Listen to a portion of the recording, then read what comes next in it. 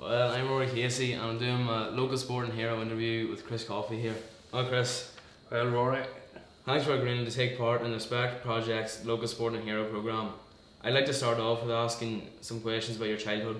Is that okay? No problem, no problem. Where did you grow up? Newry. I'm born and reared in Newry all my life, apart from the time when I was actually living in England.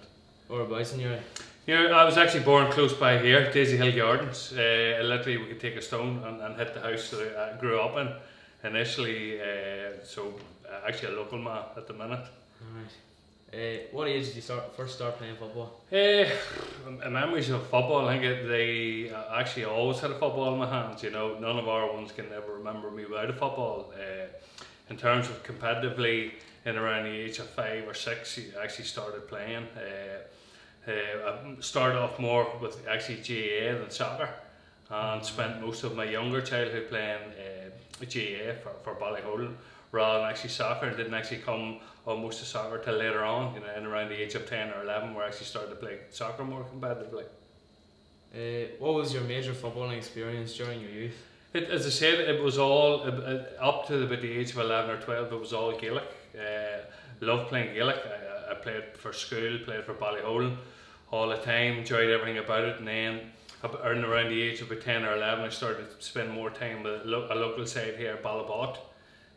Mickey Maguire, God rest him, got me involved there, and it went from there. It started off Ballabot right up through until I reached the age of about 16, and I moved on from there.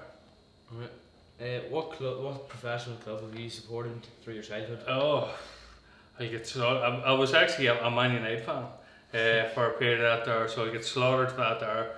Way up until I actually left and I went to Arsenal, and I sort of fell in love with Arsenal. That's why I actually today, for my sins, still follow them as a team. If I was asked to support it now, it would be Arsenal. Alright. Moving on from your childhood, what about Arsenal? When and how did you first find out about Arsenal looking to sign you? When Arsenal looking to sign me, I was about 14, 15. I had actually, at the time, sort of when we played at Newry and that there, in local leagues and that there, everything was fine. We were too strong a team for the local league, so I started to get invited to play for one of the sides in Belfast, Rosario. I used to go to tournaments with them, like the File Cup and stuff like that there, and at these here, there was a number of teams that actually started to ask a few questions, you know, if I'd be interested in going across to sign. So in amongst all that there was Arsenal, there was along with a few others. What were those other clubs looking to sign? The first club I actually ever spoke to was Southampton, and then Nottingham Forest, and I actually thought that's where I would have went to. I started off then playing for the Northern Ireland under-15s. Things went well, and actually the first club I ended up at was Man United. They came in first, so I went to Man United for a couple of months there when I was around about 15, back and forward a couple of times, and you know, I enjoyed it at Man United, but at the same time, you know, I hadn't signed anything, and a couple of other clubs, you know, were knocking the door. I still had Celtic had come in, and then Arsenal came in there. They were actually the last club that sort of came in, Arsenal. Right. Did you have to do trials at Arsenal? At Arsenal, I was lucky enough in the sense that because I had actually been around and I was playing with the national side and that they had seen more, so they invited me over to a tournament. And I went over and played at the tournament, and thankfully after, I think it was after the first game, they came along and says, look, we want you to sign, we don't want you to go anywhere else, and that was it. I actually loved it at Arsenal. It's a massive, massive club. You were constantly in touch with the first team already, and we were only there, so of course, you know, anybody would want to sign for a club of that size. Yeah. How did you feel when you first signed for Arsenal? I was on top of the world. You know, you think you're the bee's knees, then, you know, this is. At the time, probably you had your Man United and Arsenal with the big clubs in England, so you know, them coming along and getting to play for one aim, you thought, you know, that was everything you dreamed about as a young fella wanting to play for, so absolutely delighted. What were your first few weeks at Arsenal like? First few weeks at Arsenal were tough. You actually, I think what people don't see in terms of the professional game is actually the work you have to do at pre-season. So they just land you over and they just throw you out onto the pitch and you get going. You know, pre-season is actually 6 days a week, 6-7 hours a day on the actual pitch, you know, constantly training. Massive change to your lifestyle. At the time, you know, you're at home here and all you want to do is you want to run out with your mates and play football and you play for your clubs and stuff like that. We're over there, they take control of everything. You know, they tell you what you're going to eat for breakfast, they tell you what you're going to eat for lunch, and they tell you what you're going to eat for evening tea. And right through that process, when you're not actually eating, you are training with them constantly. And a massive part of actually football that people don't see is resting. They make you actually spend lots and lots of time resting. Actually sleeping, there's 4 or 5 hours a day where they expect you to be in bed. What was the biggest difference between football here and overseas? Oh, the difference is massive. I think it could even scare you. You know, the difference with actually playing in England.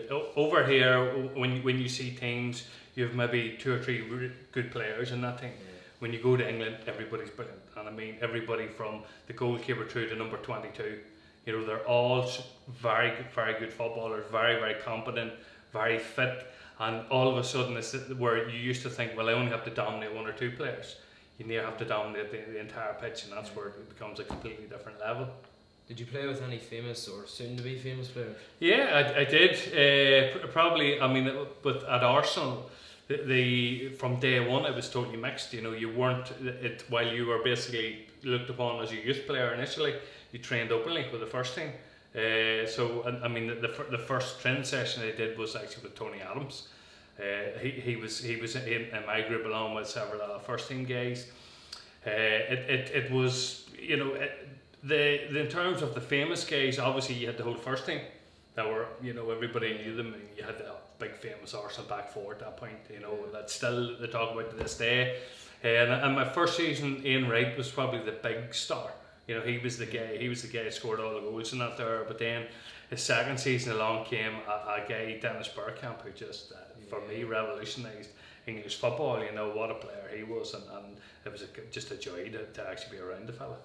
Did you get the chance to play in any of the big stadiums during your time then? Yeah, I mean, obviously all our home games were at Highbury, and you know, then the FA Youth Cup, we were fortunate enough to win the FA Youth Cup, so we played at Old Trafford, we played at Anfield, we played at Stamford Bridge, we played at White Hart Lane. All the time, all the Youth Cup games were played at the main stadiums. And then all the sort of league games and the reserve games and that are normally played their second pitch, but a lot of them still used the first pitch. So if you were playing for Arsenal reserves, you expected to be playing at Highbury. What was the best experience at one of these stadiums? Best experience probably actually was with the national side. We went with Northern Ireland to Germany, and we played at the old Olympic Stadium, Bayern Munich Stadium. And it was a German TV. There was massive crowd. You know, the stadium was full, and we actually beat the Germans 1-0 out there, and they're about to qualify for the under-18 European. So that was a massive day for us. You know. How did you find coming back to play football after being in England? I found it difficult, to be honest. I found it, particularly the first couple of months over here. And initially, it is actually quite straightforward because you're coming into pre-season and you're starting to play actually against a couple of English sides. And when we actually played against a couple of English sides, there was a few of them actually tried to buy me back again. But I stayed on. But I struggled definitely with the Irish League for certainly the first 6 months, where you're getting used to it. Footballing is totally different, you know. They do play a lot more football. The Irish League was a wee bit more kick and rush. You know, they didn't dwell on the ball as much as in England. You're encouraged all the time to be on the ball, constantly looking at the ball all the time. With the Irish League, it was, you know, get the ball up front faster. So I definitely will admit to struggling badly for about the first 6 months of the Irish League. If you could go back to your playing days and change anything, what would it be? It's very difficult to go back and change anything, you know. But I mean, the reason I actually came home was because I'm not lightning quick, you know, and you've got to be lightning quick to play, you know, at the highest level, without a shadow of a doubt. And while I was quick enough, I was missing that extra half a yard of pace. That would be the only thing I could possibly go back and change, you know. And even to think that could you change it, who knows? Who was the best player you played with? Played with easy Dennis Bergkamp, you know. I had the pleasure of playing with that man, and he's just on another planet. You know, he actually used to spend a lot of time with the younger players and tell them that he would only ever be happy the day that he could do with his feet what he could do with his hands. And I think the guy went a long way in trying to prove it, but what a player. Who's the best player you played against? Played against, I actually had the pleasure of playing against a lot of what would be the English generation, the Rio Ferdinands, the Ashley Coles, the Frank Lampards, all those guys, even the Scholes, the Beckhams, the Keanes, played against all those guys. But the one guy that stands out was the actual day we played Liverpool, and Stephen Gerrard was just on another level. You know, you think these guys, normally over there in England, you do get close to these guys, and they're, you know, sometimes you wonder, are they all that they're made out to be? But the day I played against that guy, I never get near him. He was absolutely amazing. Who's the best manager you played under?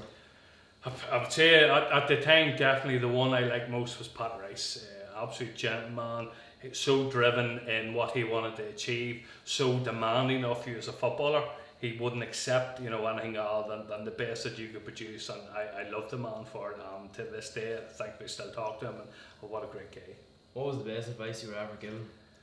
Best advice ever given, and I would say is definitely believe in yourself. You know, it's the big difference between playing here and playing in England is that when you go over there, everybody believes in the superstar. Whether they are or not is irrelevant. They will tell you how good they all are, and they will go out on the pitch and they'll try and show you. We tend to be a bit shy, we don't have the self-belief in ourselves, and the best thing that somebody says, look, just take that self-belief and run with it, because otherwise you won't play at any level. Is that the advice you give to a young player? Yeah, I mean, it's part of it. Definitely for a young fellow over here, if they've any aspirations for going to England, they've got to really believe in their ability, you know, almost borderline arrogance, you know, but keeping it with good self-confidence. And also, if you're not lightning quick and you are not extremely sharp over a very short distance, don't torture yourself, because over there everybody is. With moving into management now with Rory under 16s, do you see this as a plan to get into senior management? I don't know. To be totally honest, I'm heading more towards the coaching side of it than the management side of it. I do a lot of management in my business life without sort of carrying it on to the football pitch. I like to be sort of in the mix with players. You know, I've just recently done the coaching badges there, and thoroughly enjoyed more mingling with players and doing stuff with players than actually having to take a step back and, you know, and be their boss. You know, so probably more coaching than management. How do you think things have changed between your time playing and now? It's not that they have changed. I mean, the modern game at the minute is just getting faster and faster and faster and faster. You know, back when I was playing, there was a lot of these guys were sort of, their lifestyles were brought into question, you know, in terms of the drinking that they were doing, even drugs, all that type of stuff. Nowadays they just live their entire lives 24/7. You know, these guys, down to the point of all they literally have to do is just keep breathing, and these guys will do everything else for them. So it's a totally different world. I think it's extremely hard for anyone over here to get across the top level. I think you can get across to possibly the lower half of that Premier League and then your championships, but you know, these elite clubs are just, they're way in a different level. Now, my dad has been at a few corporate events with you, and he says you love your food. What's your favourite dessert? Aye, well, I think I would definitely have to say, I definitely, he knows I like a bun. I like a bun. It keeps changing as you get older. Back then it was more chocolate cake and stuff like that, whereas now I like a butterfly bun. So what I'll do is I'll buy him a couple of butterfly buns. I'll have a few with him. Thank you very much for coming down. No problem at all. Alright, nice to have met you.